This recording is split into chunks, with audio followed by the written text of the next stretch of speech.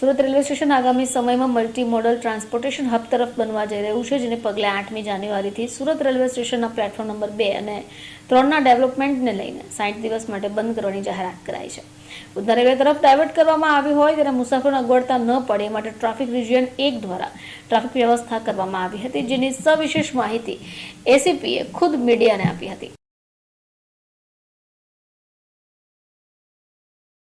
તારીખ 8/1/2025થી સુરત રેલવે સ્ટેશનના platform number 2 અને 3 રિપેરિંગમાં જતા ત્યાંથી જે ટ્રેનો ઓપરેટ થતી હતી એ ટ્રેનો હવે ઉધના રેલવે સ્ટેશનથી ઓપરેટ થનાર છે.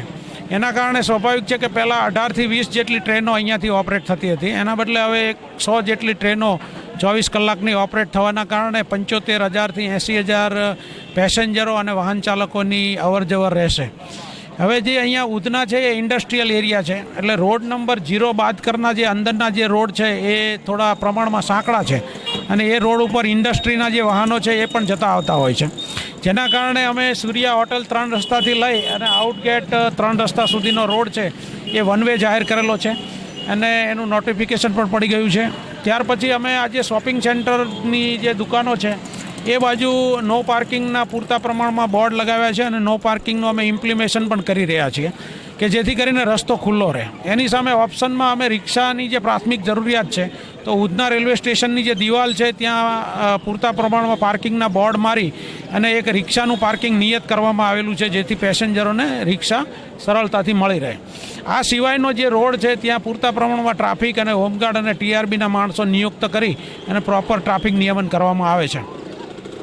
જે ગોળાઘંટી ગન્નાળું છે ત્યાંથી રેલવે યાર્ડની અંદર જઈ શકાય છે, તો પ્લેટફોર્મ નંબર 6 ઉપર અથવા તો 4, 5, 6 ઉપરથી જે પેસેન્જરો યાર્ડની અંદર જાય છે તો ત્યાં પણ તે લોકોને વાહનો મળી રહે, રિક્ષા મળી રહે એ રીતની વ્યવસ્થા રેલવે તરફથી કરવામાં આવેલી છે. તો મારી વિનંતી છે કે જો આ બાજુ ટ્રાફિક વધારે હોય તો જે પેસેન્જરો ઉતરે છે એને 6 નંબરના યાર્ડમાંથી જો રિક્ષાઓ વગેરે પકડે તો વધારે સરળતા રહેશે.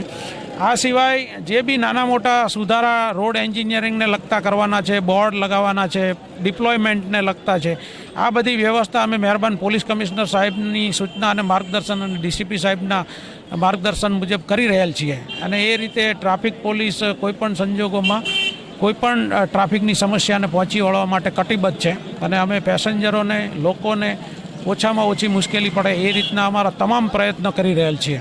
पुलिस द्वारा हमको बहुत सहयोग मिल रहा है, बहुत साथ दे रहे हैं पुलिस वाले दादा लोग.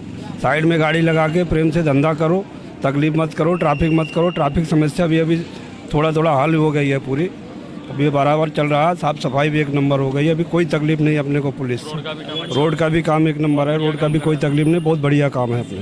2 મહિના પહેલાં અહીંયા બહુ ખળગતો હતો, બધી લાડીઓ રોડ પર હતી.